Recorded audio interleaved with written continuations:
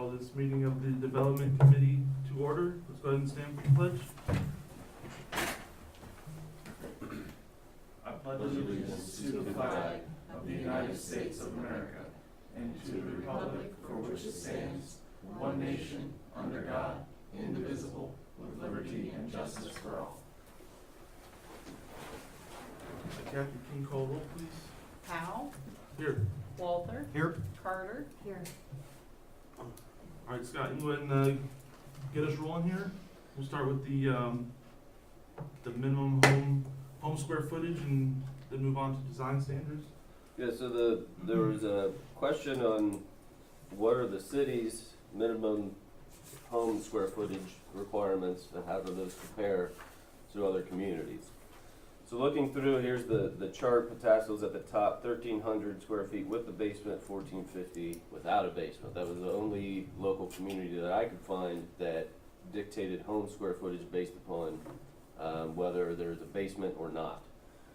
Some communities like Bexley, New Albany, Groveport, Powell, all just have minimum square footage across the board. Some communities such as Canal, Winchester, Hilliard base their minimum home square footages on the number of stories of the home, so a ranch versus a two-story, and then the zoning district in which it is located. And then some, such as Worthington and Plain City, just base their minimum home square footages based upon the zoning district. So it runs the gambit across the board. And few communities such as Heath and Grandview Heights had no minimum home square footage. Do you know, like when it says based on zoning district, do you know, like, what square footages were required for what zoning districts or anything like that?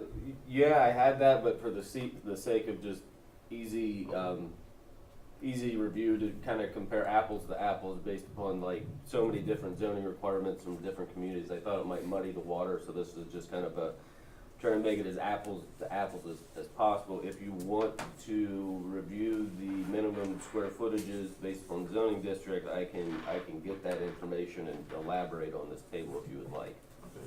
I know I would be interested in seeing that. But for what we have, it looks like we're kind of in the middle, I guess, as far as square footage, because a lot of 1,200 square feet. But 1,300 square feet with basement, that's for any home with a basement, not just like a ranch, like these other ones are. That's correct. It could be a ranch, two-story, three-story, that's the minimum, and then the minimum basement is 600 square feet if you're to have a basement. If you go slab, no basement, it's 1,450, and that's for any home style or type. Okay. I just wonder what the philosophy was behind the difference in square footage with the basement. I mean, have you talked to anybody who? No, and in my review, that was the interesting thing, that while with our square footages we're kind of in the middle, the criteria on which that is based is unique, and I could not find that in my research.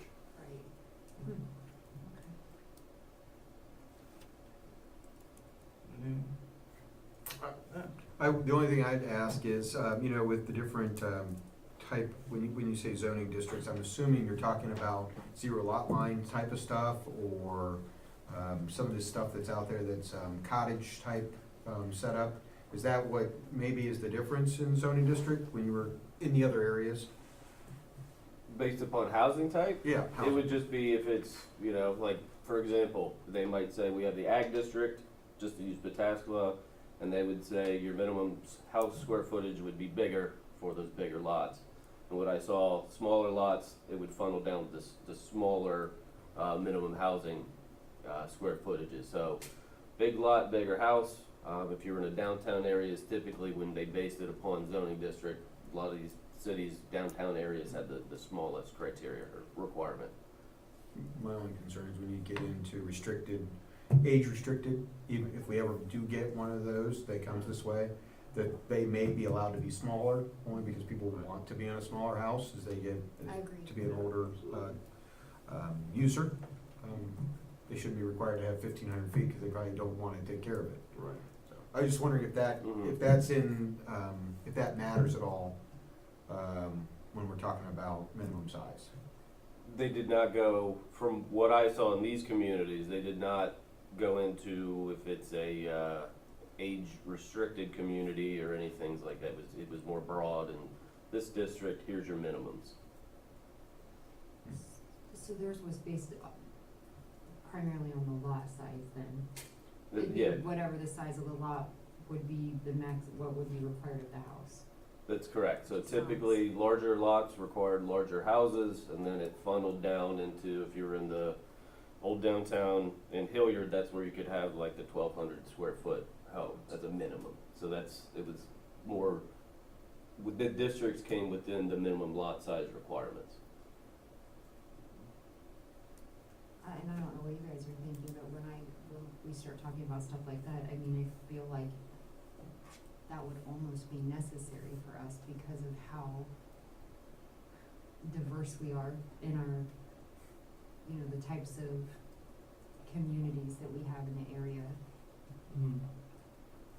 that we would have to really, think outside the box when we were talking about things like that. It feels like there'd be a lot of gray area too, that wouldn't be easily, they Agreed. wouldn't be able to define very easily. Which is probably why nobody's touched this. Right, right. Scott, can you clarify, and I can't remember, do plan development districts also have this size requirement? Or with plan development districts, are they allowed to vary from what is in our code because they're writing their own text? Essentially that, typically we go with these minimum requirements, even if it's in a planned district, but then they can request divergences, essentially a variance as part of the rezoning process to allow smaller home sizes. So if it's a planned district, it's somewhat negotiable. Which may be something to look at as we're doing the plan districts, if we do wanna have, if we're talking about minimum size, lock that in potentially Mm-hmm. for even plan districts. Just a thought. Yeah, we could do that. Typically, anything in the planned district is negotiable, but we could put stronger language to say this is not. Just thinking the majority of developments that we get are plan districts, it's rare to get one that is specific to the underlying zoning. That's correct. So to have a true impact, we may wanna consider having this requirement as part of the plan districts as well. Mm-hmm. Just from your understanding about, whatever understanding you have, minimum square footage, are there any drawbacks that communities see from this? Just out of curiosity. In terms of having them too small, too large, Yeah, from having minimum square footage, requirements, has it, if it affects communities negatively in any way, or is it mostly all to the benefit? I don't know, I'm just trying to think of, okay, what are the pros and cons to this? I would think that if you raise the minimum square footage of a home, then it raises the price point of the home. So then, while someone say I could afford a 1,300 square foot house, but if you're making me do a 1,500, maybe that becomes unaffordable. I haven't done research to see the pros and cons from a zoning study, but typically that would be one issue that you raise the price point on some people.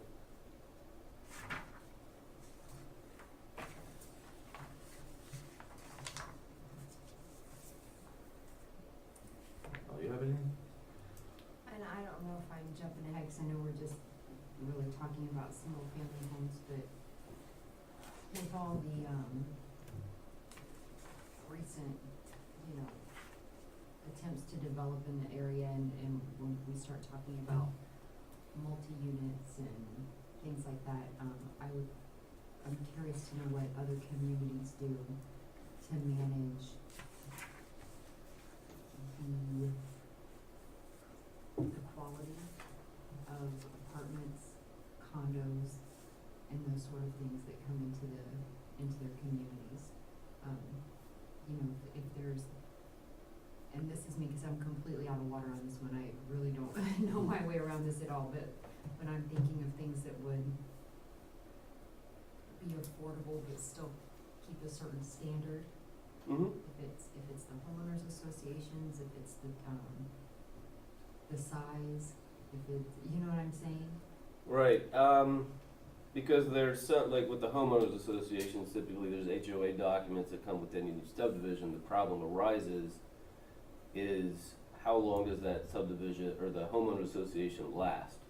A lot of times we see that they're not formally dissolved, it's just they go away. But, you know, we go through, a lot of times they're strong out of the gate, and then you get 10 years later, yeah, we elected a president, but we don't really hold meetings or things like that, and it just kind of dissipates from there. Other times, homeowner associations are very strong, and they would control the quality of the home and any improvements that are done. So homeowner associations had that area, it's somewhat gray, to rely solely on them, and then the city would have no involvement with enforcement of their HOA standards, so that would be solely That's on my that. question. If we were to do design standards, that would be something that would be required prior to the construction of the homes in this instance, that they have to meet that standard, and that's, if we do a planned district and it has to be rezoned, that's part of the rezoning documents, that this is the standard you're held up to. In speaking with the development director for Canal Winchester, he stated that after they adopted these design standards, he would be okay with removing minimum home square footages, because every home, while it could be, 1,100 square feet, but if you're meeting these design standards, it's still a nice home. Yeah. So he has stated that they haven't gotten that far. He didn't mention if they're going to do it, but he said, I would be in favor of reducing or eliminating a minimum requirement if they met these standards. Interesting.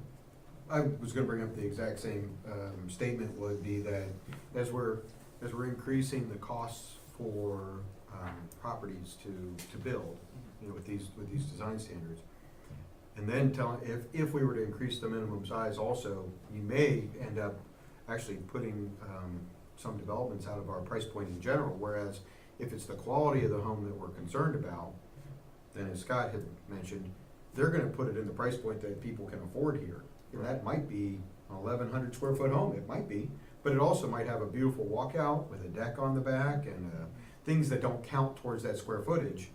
Those all might be included if it meets the price point in the tax law.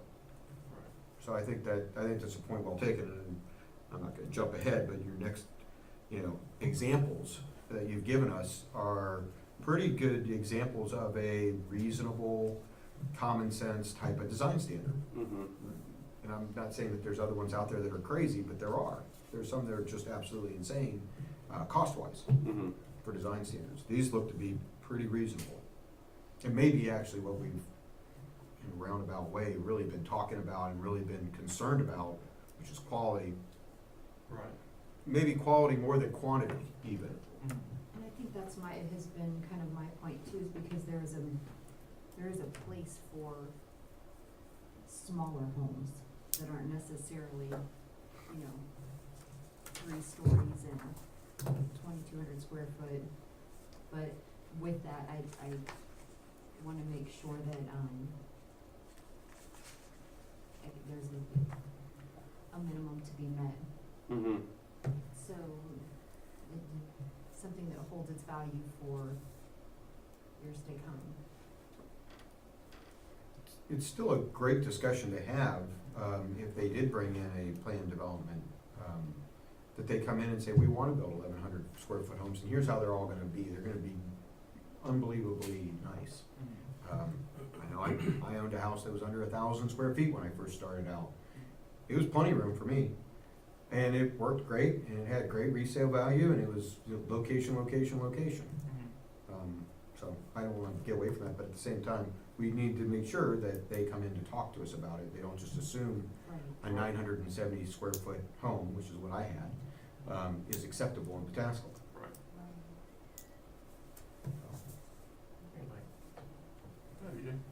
and to go back to the plan development district discussion, the ones that we've seen that have been presented, the developments that have been presented to us, do you remember what square footages they were talking? Typically, they all met city minimums. Typically, they all met, I think, in Broadmoor, I think there was a variance to allow them to dip below for the attached product, that they could dip below, I think it was 1,200, but typically they have no problem meeting the minimum. Do you think they meet the minimums though, because they know that's what's required here? So that's a kind of an in advance type of thing? Possibly, and other times they'll have, and if, not to jump ahead, but the visual examples, or they'll have like the Alston and all those are pretty much, it's almost when they develop, you're given a menu of which house type do you want, and it's all kind of predetermined. You do have choices, but it's somewhat limited, but it's more linear. Pick your house, then you move down the line. So typically, if they have a smaller product that may be 1,200 square feet, we'll say, well, we just won't build that in Pataskala. We'll limit their choices to these. I see. One other point to make, and Mel, I think you were sitting in on this meeting too with the comprehensive plan. I think when they first started, they started talking about how different things are. I mean, we each have our own experience and, our own number of kids and so forth. But the demographics that they were talking about was shocking, of how many people, professionals, don't have kids. And it's a high number. And I think that additionally, the age group that's the baby boomers are way outpacing anything that's coming behind them. So it's good to know that information. I think maybe OHM may be able to share some information with us. I'm not saying we need to bring any other experts in or have a roundtable or anything like that. I'm not saying that. But they did bring some good information in, They did, in fact, those meetings were fascinating, eye-opening. very fascinating, because it challenged what my generation grew up as, success was a single-family home with, an acre and a riding lawnmower or something, and that's not necessarily the, and ironically, just had this conversation in my house not too long ago, as you know, how soon do we get the next one out, so I don't have so much to clean. I mean, I'm not opposed to having something a little bit smaller, so. If I remember, it was like over 50% It was. are not having kids, It was. At all. Yes. which is just, I guess that's surprising to me. Me too. And that coupled with the boomers retiring So- and getting much older and Yep. not requiring that much space. Right, and I think, as we talk about house size, I would put money on there's a direct correlation, between size of house and people needing additional size because they have kids. So if we talk, if we're talking about strain on the schools and students coming in and everything, I think the larger house, the better chance there's gonna be kids moving into there versus a smaller house where you may not have as many kids or kids moving into it. I know, from personal experience, I wouldn't need a 1,600 square foot house or 2,000 square foot house, not at all. It'll be a great day when the schools come back to us and say they have plenty of room, because the demographics have changed tremendously with how many kids there are. Anyhow, just a side note.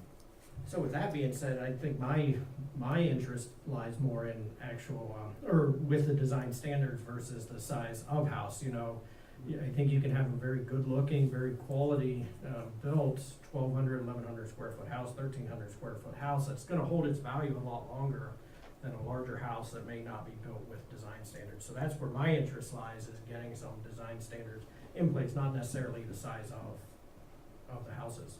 Yeah, I agree. I mean, jump ahead. Well, I did. There's a lot of these developers that come in and speed build the houses, and it's, sure they may meet minimum square footage requirements, but they're cheap, and 5 years people are having a problem with them. So When you're talking not just, and obviously it's when you speak from personal experience, but living in a complex of multifamily units is, you watch the things deteriorate, the roads, the grounds, and the things that a homeowners association, that's why I wondered if we had any sort of, control over how those are managed, or, what we allow in for that, because, what starts off as something really nice because it's brand new, if it's built cheaply, it doesn't matter if you don't have a strong homeowners association to make sure it stays that way.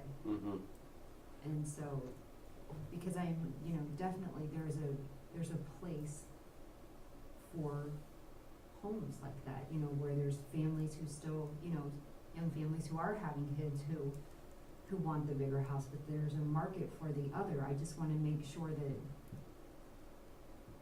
we have the right kind of, we're allowing the right kind of things in. So, and you look around and you can see where some of it's fallen apart. Just from experience also down in Pickerington, and I've brought this up a few times, I was actually involved with the very painful moratorium that was put on until they could get their design standards through. And, the house, you can tell a house that was built before the moratorium and a house and a subdivision that's built after. It is very clear. There is no question. The overhangs, the eaves, the materials that they use, there isn't any of the warping vinyl. There's all kinds of reasons to do it. I think a way to do it, though, is to do it through a progressive, and I certainly think design standards are, listening to the issues that we've had with other developments and the problems and concerns we've had, I think design standards are really kind of the, what we're looking for, what we're grasping for indirectly. How do you place design standards on something, on an existing home that needs permits for remodeling or such? I'm not talking just, somebody who doesn't wanna do something new, but I'm saying like, somebody who has an older home, that was built prior to any sort of design standard, and then they wanna start making improvements that would require permits and such. How does that fit into? Design standards in general, or design standards with the example we have? I guess kind of in general. I mean, is that something? You can make it applicable to all homes, remodeled or otherwise, that they'll meet certain minimum standards. Another way to do it would be if you're remodeling the home and you're doing 50% or more. So if you have 1,000 square feet, you're adding another 1,000, now you have to meet for the whole design standards. We could limit it to only platted subdivisions, so non-platted, if it's a 10-acre lot, you don't have to meet it, remodeling or otherwise. So there's different levels depending upon how we want to approach it, on where it would be applicable. Scott, I guess we're on number 5 now. I'm sorry. I just, If you were to look at this towards modular homes, we have a business here in Pataskla that sells modular homes, and I don't think anybody's against them, and they're proper in the right places, right? How does the design standard work to a modular home? I don't think it would truly be applicable. That's what I'm worried about, is Yeah, that. I don't think it would apply, just knowing how modular homes are And I know produced. there's state statutes on modular homes that are pretty involved, that it more goes through the state. So I think we'd have to make some exceptions at some point. That I don't think we could go back and, I believe it's Summit Ridge Estates is the subdivision they have, and go in and say, oh, well, now these are the design standards, you have to meet it, because I don't think that's possible, and we'd have. I'm worried on a new one coming out to lot X, I don't know that they could meet these design standards. No, and we've had some that people have purchased a piece of property, not in a platted subdivision, and had a modular home put on the property, so that would create some issues. So I think, seeing as how diverse the city is, that we probably have to take exceptions for certain things, that maybe focus the design standards on platted subdivisions versus, properties that aren't. Right. So I think, while applicable some places, may not be a one-size-fits-all, and I think, as we've learned, we always have to get away from the one-size-fits-all and make it more appropriate. Since we're kind of moved on to number 5, I guess a good conversation would kind of be, I don't know, what are we looking for when it comes to design standards? I mean, I look at this one from Canal Winchester, and I think there's a lot of things that make sense in here. You guys have any thoughts on anything that you? I'll tell you, Mike, I glanced through it here, as part of the packet. I think it's probably, I think Scott's picked a good one to look at for an average. Like I said, there's ones that are out there that are just, they tell you the width of the mortar between bricks. Oh, wow. Oh, yeah, Mm-hmm. and then some. There's some that are very loose, that say, you know, they're so general that you don't really get, there's nothing to enforce. So I think this one's a pretty good one. I haven't really studied any of the other ones. But this, just looking through this, it looks like it hits pretty much, you know, the vinyl siding issues.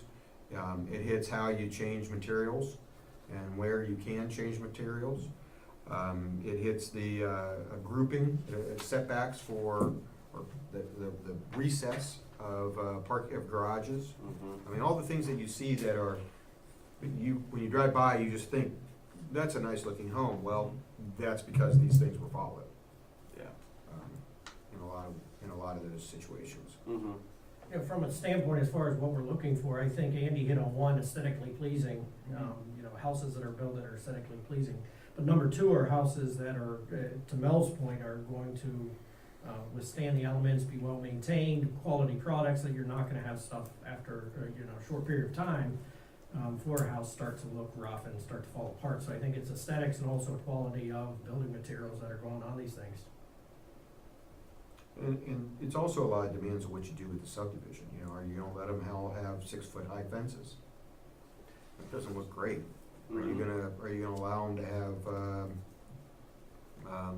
without screening, are you gonna allow them to have, play equipment in the backyard? Right. You know, without screening. So there's a lot of different things that can be done outside of the house itself Right. that can require this. Do they all have to have the same mailbox? Platted subdivision, do they all have to have the same mailbox? Anymore, Painted the same color? yeah, anymore with mailboxes, the postal service requires. They're ganged, yeah. I Yeah. understand. But, Yeah. but if, in a traditional, I'm giving an example, for a traditional subdivision, that would be an issue. Yeah. And it does make a huge difference.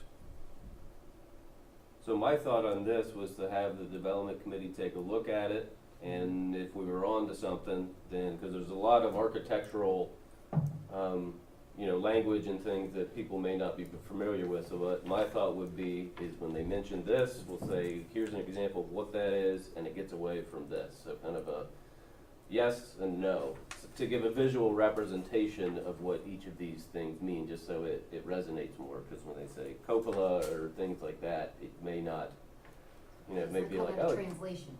Exactly. So my thought was to do a visual representation, and then if there was, because I mean, that will be quite a bit of work, but if development committee's interested, I'm more than happy to do it. I just didn't want to start on a project if it wasn't going to go anywhere. Honestly, if I'm going to make an informed vote, I would have to see stuff like that, just to help me, because just by looking through this, I'm sitting here like, I'm gonna have to Google this. I'm gonna have to, because, you know, it's not my area of expertise. Like, you know, that something like when it talks about vinyl homes and you know, it has to have a minimum thickness of 0.046 inches and has to have a low gloss finish. I'm thinking of the homes that I see every day, like, Well, what's that one yeah, have? what does that look like? Mhm. What does it look like if it's less than that? Right, Like, you know, right. what happens?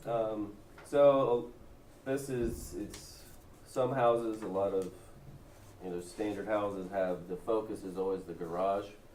They call them snout houses. That this would be, the garage is not the focal point, it becomes the front door. So the garage is recessed 4 feet from the front of the house, or it also encourages side load garages. So it takes the focus onto the entryway instead of the garage. I think that's a nice.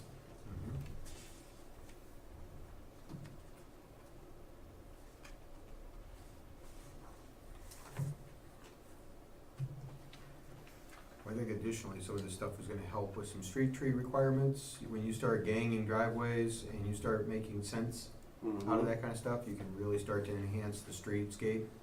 And we have a little more ability to dictate where the trees are gonna fall, where sanitary services are gonna be, where water services are gonna be, because you Yes. know where the driveways are gonna be. Yes, and It's a we've had. it's a big help.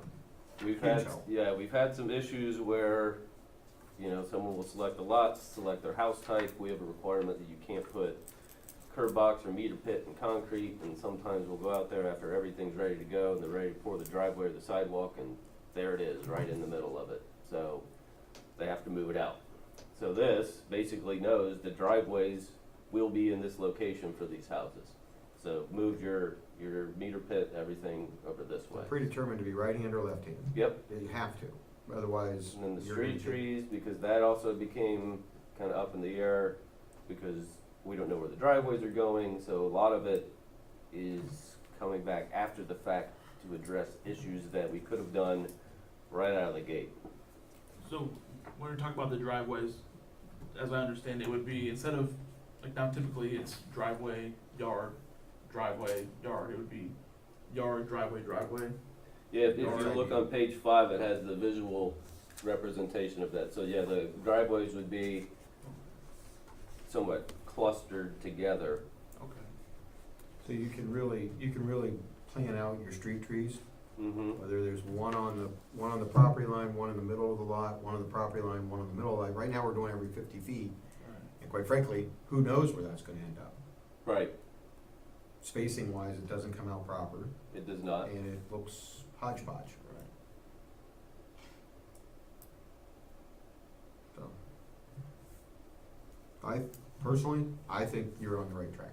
And design standards are, I think, while we've worked very hard to do other things that are, been codified to help developments and keep them from progressing down a path that makes them look bad, Mm-hmm. initially, we haven't had anything to start them off necessarily looking their best. Right.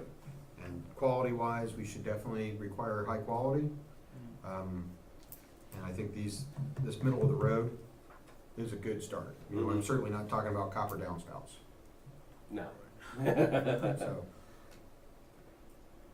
I think most of your developers too would embrace this, because as long as everybody has to do it, then the whole price point moves up, and everybody has to, play at that level. Right. Just out of curiosity, Scott, I mean, when we start coming up with some things that the council agrees on or whatever, how long does it generally take to get something like this in play? It varies, depending upon, revisions or rewrites or things of that nature. But the normal rezoning or the code amendment process, would be approximately 5 months. Well, and I certainly don't wanna rush anything, because I want us to thoroughly vet it, but on the other side of that, we are in such a spot right now where we have people continually coming to us, developers, and wanting to do things, and I've said it a number of times, we as a council haven't really said, what we are expecting. We all have our own ideas, but, so there's been no direction for those developers. So, in the meantime, I guess that's my concern, is while we're working on this, as they continue to come through, so that's why I was wondering about the timeframe of getting something like this together. Mm-hmm. It sounds like, Andy's okay with moving forward with doing kind of a visual representation. If the other two members are okay, I'll start working on that and expediting that so we can move that to development committee. And things along that lines. If there's anything in here that, I think once we have the visual representation, we can see if there's anything that absolutely not, or I'd like to see this bolstered a little bit, but this will be a good jumping off point. The suggestion I would make is potentially a field trip to Heath, to one of their newest subdivisions in Yukon, or wherever, Canal Winchester, and go look at one of these, and you can walk right down this example list. I mean, it's really, Oh, I mean, it's, you can see it set up, if they've got a subdivision that's a year old, and they've started building, they've got 20 houses built, you'll see every model, you'll see every situation. Unfortunately, from my discussions with them, they do not have any subdivisions that have utilized these standards. How new, real quick, how new are these standards? Let's start there first. What's that? How new are these standards for that?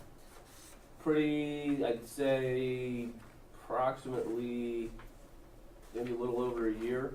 So this example that we've attached, that I included, was one proposed subdivision that was trying to get as close as they could to meeting the standards with some exceptions. So this is the best visual representation that I have at this point. When I highlight the different features, it might not be from Canal Winchester, but I can show you a visual representation from other communities that would match that. But unfortunately, nothing has been built to these standards in Canal Winchester. I think something just to satisfy my curiosity at the difference design standards could make. I'd love to see, because you were talking about Pickerington, I'd love to drive through one of the subdivisions that was built without design standards, and then I can certainly help, I can Yeah. certainly help you with that. I've seen it. I mean, I'm sure, Scott, you know probably a list of at least 10. I do, and I of, can, you know, contrasting. absolutely. And we there- did It's a see that. huge difference, and they're built by the same builders. Even if you just, if we have those many list of, locations, so in our own time, we could kind of meander about and look at that, that would be helpful. And I will get a list together of the pre and post design standards in Pickerington. Also, remember, we reviewed their design standards briefly, where we had that checklist. So those are relatively Yes. basic, Oh, but yeah. I'll provide you that checklist so that as you're going through, you can see, that's what this looks like or that looks like. So, yes, I'd be happy to provide that to you. And I do have another question, and I could be stepping in it or outside of it, so if I'm out of what we're talking about here, just let me know, but, obviously, one of my number one concerns with the new developments coming in has been our infrastructure and in the areas they wanna come in, so you can have, let's just say hypothetically that we have this all in place and they meet every box, check every box. But the road they're on, or that they're coming out onto, doesn't support what, the amount of traffic that it would bring. How do we marry that together? How do we remedy our, because, I'm thinking about subdivisions wanting to come in off of Summit Road and thinking about adding the traffic and I don't care how beautiful the subdivision is or what the quality is, if it tampers with the quality of life for the residents who are already there. I think these would have to be separate documents, where the other one would be impact fees, an impact fee requirement in the code, because right now, they'll do a traffic study, and if it indicates, you need to install turn lanes or things, they're responsible for that. But we don't go to the nearest intersections and say, here's the impact you're having there, you need to contribute so we can correct these intersections. So these would have to be separate documents. Scott, when you guys get a development, do you guys evaluate an MOU? Do you guys get a memo of understanding of what they're going to study? Typically, we don't. So there's some different, I'm only suggesting potentially another path where you tell them what to study. I mean, you sit down with them and say, we know we've got issues here, here, and here.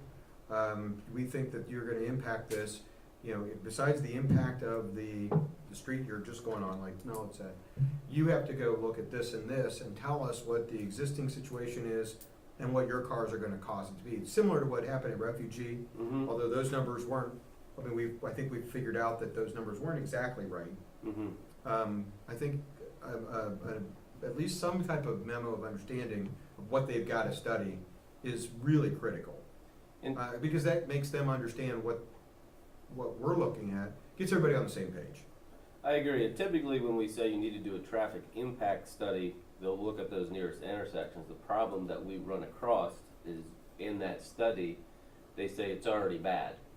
And then that's the problem, that we have nothing in our code to say, well, we understand that, but you're gonna make it worse. You need to, if it's at a level, D, and you're gonna make it an E, at least give us the money that would make it back to a D. So it's offsetting, but we have no way to force their hand to make them to do it. Cause they can say, well, yeah, it's already bad, but we're not gonna contribute any money towards offsetting that. Right. The issue with impact fees, as I see it, and is that the one that ends up paying impact fees are the existing owners of the property. It's the way it works. They just say if the developer has to pay $50,000 in impact fees, the price of land just went down by $50,000. So it doesn't seem to be the right person paying for it, in my book. It should be the person that's taking it from the existing zoning and taking it up to the next zoning, or utilizing the ground in a different method. But that seems to be the way it always happens, unfortunately. I guess, is there a way that we can, I don't know, try and get that to not be the case? And enforce it more onto the developer? Not that I can think of, Yeah. because that's a private transaction. Right. Yeah, I mean, it's, the more fees we put on the developer, the more fees we're Right. putting on the end user that may or may not be, I mean, right now, what we're talking about with impact fees is kind of just a across the board, one size fits all. Here you go. This is, if you want 500, or if you want, I'm not gonna say 500 homes. So there's not a chance in the world on that one, but let's say 50 homes. If you want 50 homes, here's your impact fee.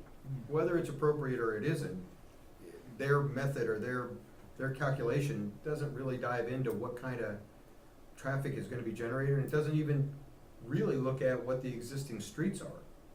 Summit Road's a bad road, and it needs a lot of help, and maybe everybody will say it's totally needing rebuilt, but if you take out, let's say Watkins, maybe a little bit different, or Refugee out in that area, is a totally different impact, but we're saying it's the same fee, only because we don't have another way of doing it. I think the MOU, I think if we really dive a little bit deeper into a traffic study, they will be forced to come up with, they will be forced to show us the impacts that it truly has. They would be forced to show us, but that's the other thing, to be able to make them follow through. We'd have to have something codified and say, yes, we've identified this, and now developer, you're responsible for making these corrections. We can, but in your instance, if the 50,000 less, the check still came from the developer to us, so it still looks like the developer's paying it. There's another way that I've seen the cities actually say to the developer, fine, we'll evaluate this, you're going to pay for a traffic study, and the city's going to do it independent of you. We're gonna do it, we're gonna come up with the answers, and we're gonna let you know what it says, and you're gonna pay for it.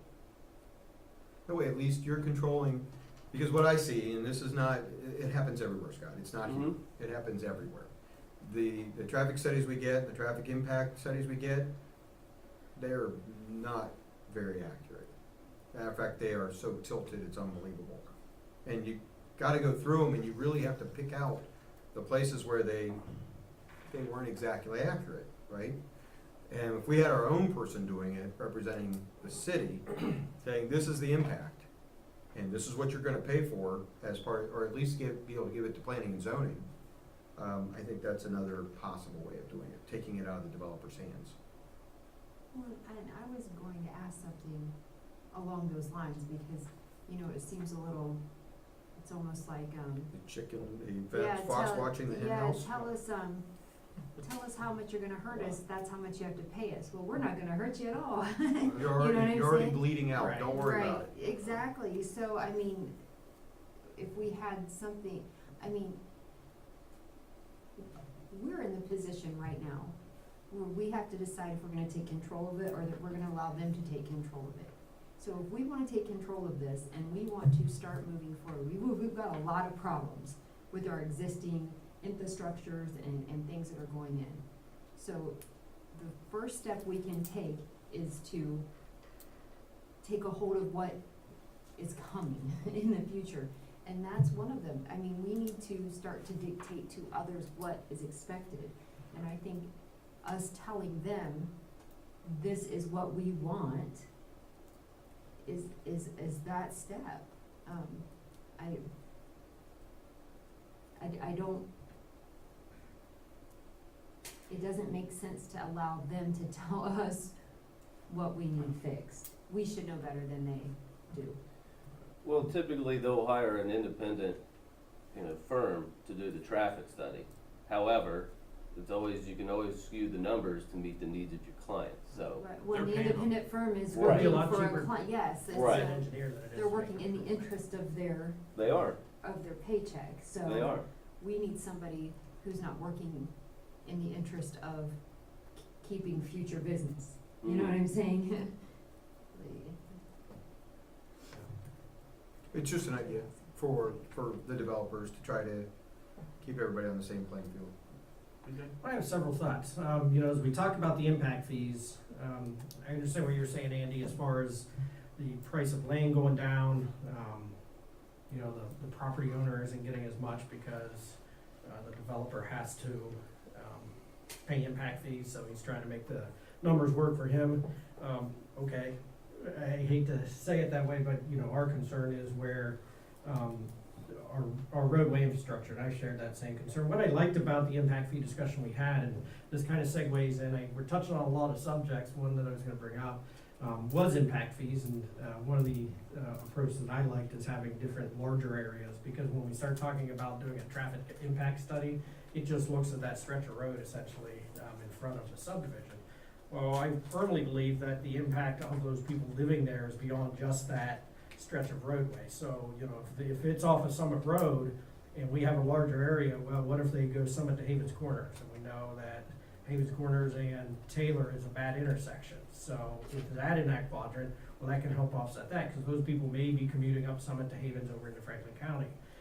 So I hope we don't close the door on impact fees. The second thing, to what you were saying too, I like the idea of almost, and this is the way I took it, and correct me if I'm wrong, to say, hey, if you wanna come in and do this subdivision, here's what you're gonna have to do to the roadways in order to get the approval to do it. If you need to go do an intersection that's down the road somewhere, if you need to do more than just a turn lane into your intersection, that's what you're gonna have to do in order to build a subdivision. Based on some traffic study. Some and reasonableness, yeah. We're not, Yeah.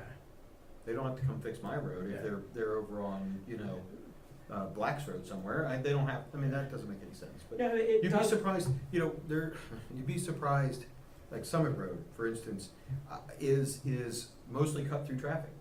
Mhm. It has nothing to do with the people that are living on Summit Road. And it would have nothing to do with a subdivision that's built there, because it's cut through traffic. They're going from, let's just say Pickerington up to Johnstown, and that's the way to get through, and that's how they do it. Or they're from Pickerington to New Albany, that's how they're getting through. Well, but respectfully, if you add 200 homes, that's 200 homes with people more, potentially 400 cars are, trying to get out of onto Summit Road. So it does add to, you've got the cut through traffic and you're adding regular traffic. And a turn lane doesn't suffice. The car isn't dropped out of the sky onto the turn lane to get home at night. They've got to travel through however many other intersections to get there. And so, my biggest concern, and obviously Summit comes to mind just because of recent discussions of a development on Summit and the current state of Summit, is that we continue to add that additional daily traffic to the cut-through traffic, because it is an artery road.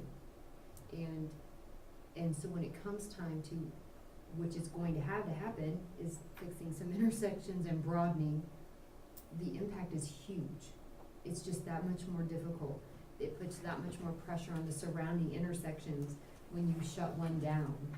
And the flow has to go other directions. So, in my mind, it's common sense that you don't add to the problem before you fix it. But there's the but, you know, how far down the line is that?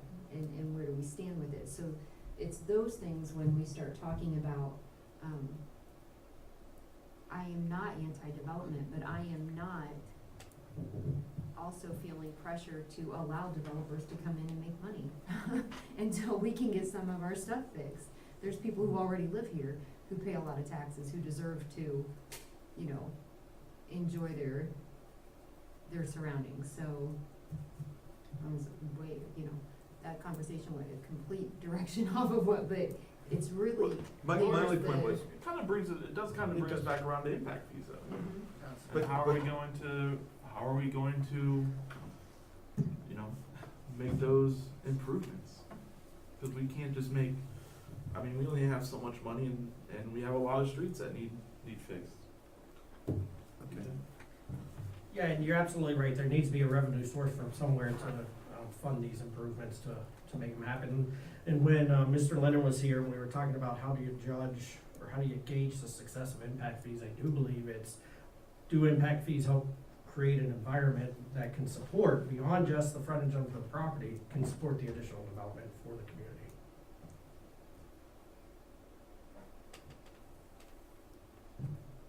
I guess for me, impact fees are, you know, I still think there's a value to them, and I don't think it's off the table, but I guess maybe some exploration can be done into whether or not there's any other kind of, I don't know, any other way we can get developers to pay their fair share when it comes to making the improvements on roads that they develop. Absolutely, Yeah. then they should, and that's what I was saying with the traffic studies that are done by an independent third party, not a dependent, traffic analysis done that gives us skewed results and tells us things are bad. Well, we kinda know that already, we know that in some places. I guess the way I see traffic, I see it a little differently than maybe you guys do. You know, if the road is easy to travel on, it's gonna have more traffic. That's all there is to it. That's where they're gonna go to, if they're gonna take the next road out, or whatever makes it 3 minutes faster. So, and until such time as that road is no longer easy to travel on, it doesn't matter, they're gonna travel on it, and they're gonna continue, so as things develop around us, whether it be Johnstown, or New Albany, or now Winchester, or Pickerington, we're gonna get that cross-traffic, because they have to cut through, and they're going to. So as their populations are going up, we're not seeing anything from them, we're not getting any money from them, period. So, there's really, I mean, I don't know that you can ever have the developer pay for all the improvements that are necessary, it just is impossible. Right, absolutely. But it's certainly, they should lessen the impact or help with the roads as best they can. Right. Well, it's really the only option we have, because we're not Or- gonna get money from the surrounding communities to improve our roads, you know. We Or can't the only charge them other- to develop. The only other way, and I know it's a loss, well, I don't know this for a fact, but, you know, it's getting income tax, getting either you get more rooftops, or we get more commercial development that's gonna pay for some of these things to get done. Those are the only, What I always think about when I think about that though, like I think about that, it makes sense in my head, but on the other hand, it's like, all right, it feels like we're making a problem worse and hoping that it'll make the problem better.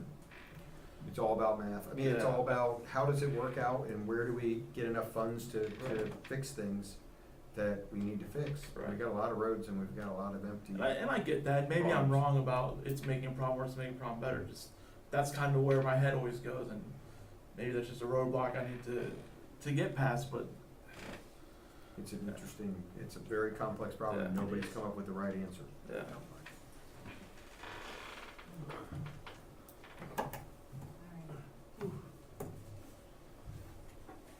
Well, we kind of hit, Just real quick, if we can go back to design standards, Okay. just one more comment, you know, Scott will get you guys lists of places to go take a look at if you wanted to on your own time.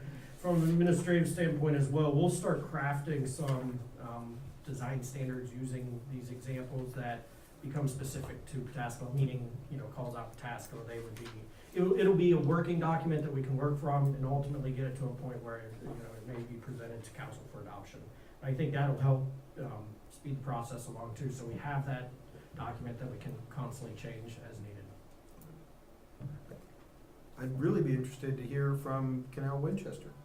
What made them decide to do this, and what process, I mean, not necessarily hear from them, but understand from them what made them decide to do these standards? Did they start with something bigger and whittle this down, or did this just kind of grow into this? How did they get to this?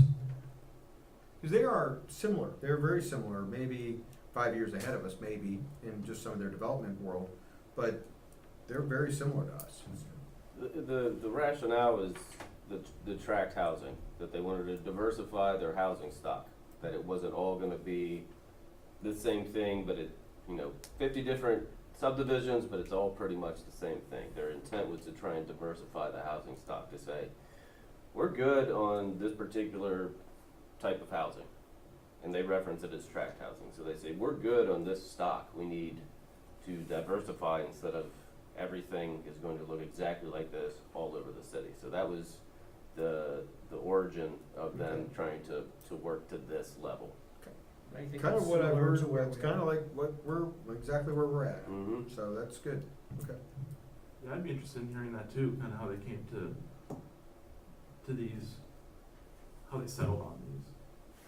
Just for, Did they bring an architect in to do this, or did they do this in-house, or did they farm it out to an architecture firm to kind of give them their criteria? I don't know. I don't know how they got from nothing to having these established, but I can surely find out. Did they do it in-house? Did they hire someone?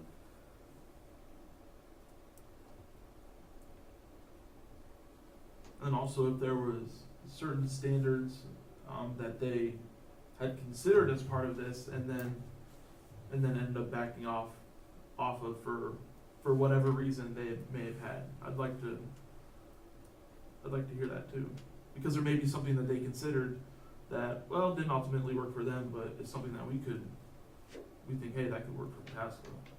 Okay. Okay.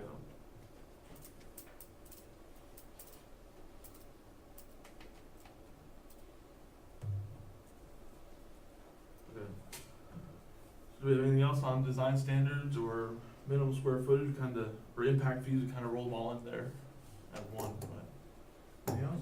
Okay, well, I guess we'll go to number 6, compensation agreement. Well, defer to Mr. King. Yeah, I just wanted to mention that, we sent out, I sent out the draft of the compensation, proposal, I guess you'll say, with the school districts to all of council. Just wanted to keep it fresh on everybody's mind. Please do reach out to me. I would love to talk to any of you about it. I know we're eager to get that to council to begin for consideration. School districts have copies of it as well, and, just wanted to mention it as a refresher. Please take a look. Let me know if you have any questions. I would, here in the foreseeable future, like to get that on council's agendas to start the 3 reading process of that. Any highlights you want to throw out there?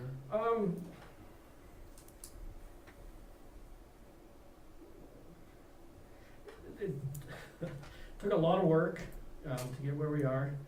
Where we are with the actual sharing portion of it, it mirrors state statute, essentially. The school districts have some clauses in there as far as property tax revenue and that sort of stuff. So I'm happy to be contacted and walk through it with everybody if you have questions about it.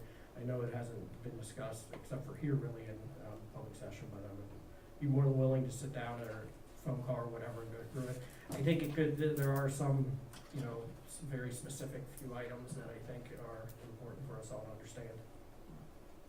So please reach out to me. Do you want to point those specific points out, or do you want? Not right now. Not right now, okay. No. Fair enough. I'm fine with that. Anybody have anything for BJ on that? No? Okay, anybody have anything else they wanna I do. bring up? I wanted to bring up, it seems to me that there's some confusion on, well, first of all, during the agricultural committee, we talked specifically about, this has to do with the discharge zone, which I know everybody will love to hear about tonight. But we did talk specifically about the discharge zone and how the city's policy has typically been to remove properties that get zoned commercial from the discharge zone, and kind of almost an automatic thing that's happened. That didn't happen in the case of the Bullet Ranch. And there seems to be, from the last agricultural meeting, there was, at least in my mind, as chairman of that committee, clear direction for the Bullet Ranch. And I believe that Scott reached out to them to finish their application for conditional use, for amending their conditional use. And at this time, I understand they're not interested in doing that. The confusion, as I see it, is that whether or not the discharge zone, and this, the reason why I bring this up in the development committee, because it affects development, right? And a lot of our JRS site, former JRS site, but JRS site and other areas that we have deemed to be commercially viable areas are in the discharge zone. So I think an understanding of what that means is very important to the development committee, to developers. Somebody who potentially could be bringing in an elder care, sitting next to a business that could be potentially a shooting range. I think that's a huge thing to understand.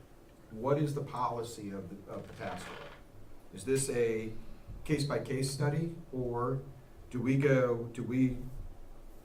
would the development committee want to look at this to see if we need to codify an ordinance that says, look, if you come in, and I'm just using this as a hypothetical example, if you come in and want to be zoned or get some type of conditional use or whatever it is commercial-wise, you understand that you're going to, that triggers being removed from the discharge zone. Right now, it's not in an ordinance anywhere. It's just been city policy, and I'm sure Scott and BJ can talk to that. But right now, we're in a situation where we've got severe confusion. Right. I liken it to, and I've said this a couple times today already, but I liken it to driving an off-road vehicle on the street, but you're still going under 45 miles an hour. Well, that's not a legal vehicle on that street. You can't drive it on that street, but you are going under the speed limit. So those are the kind of things. The use that's being a commercial use, the criminal code doesn't necessarily allow a commercial use necessarily, and that's what we're interpreting this discharge zone to allow. So I wanted to bring it up in front of this committee only because the Ag Committee, I was pretty clear about what was the next step, and now it's not the next step. So I'm going to, and just to let you know, I'm going to call another Ag Committee meeting to go through that again, and maybe the Development Committee and the Ag Committee can work in tandem to get this resolved before it becomes a real problem. Right. So we're talking about not necessarily the Bullet Ranch, but In- moving forward In from general. this issue. Okay. Well, and you can't be grandfathered, BJ, I'm using only BJ, you can't be grandfathered in on a criminal ordinance. So for instance, if you lower the speed limit out there, you don't get to go 45 in a previous 35 Right. just because you used to be able to go 45. Right. It's a criminal issue, Okay. so anyhow. My personal opinion on that is because of the nature of what we're talking about and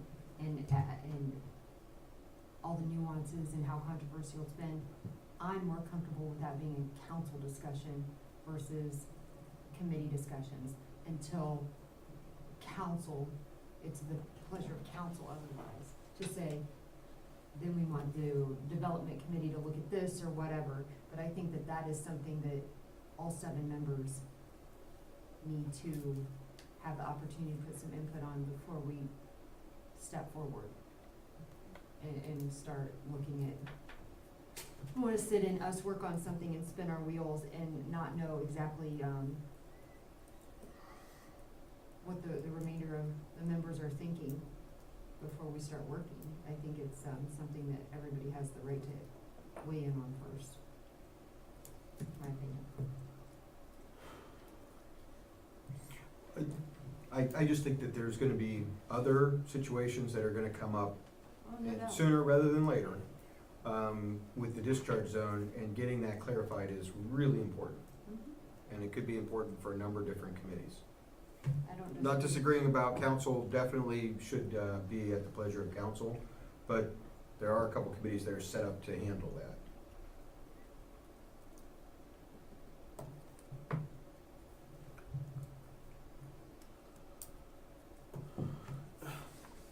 I tend to agree with Mel that I think there should be a full council discussion, especially since we're talking about the development committee and the act committee working in tandem. I mean, that really only leaves out a couple people from the discussion. I think it would just be better suited, because it has already been a discussion we've had at full council. I think I would be glad to have this discussion and how we address this moving forward. But as far as specifically the bullet ranch, I think that should be a full council discussion. Got it? That's fine. But I appreciate you bringing that up.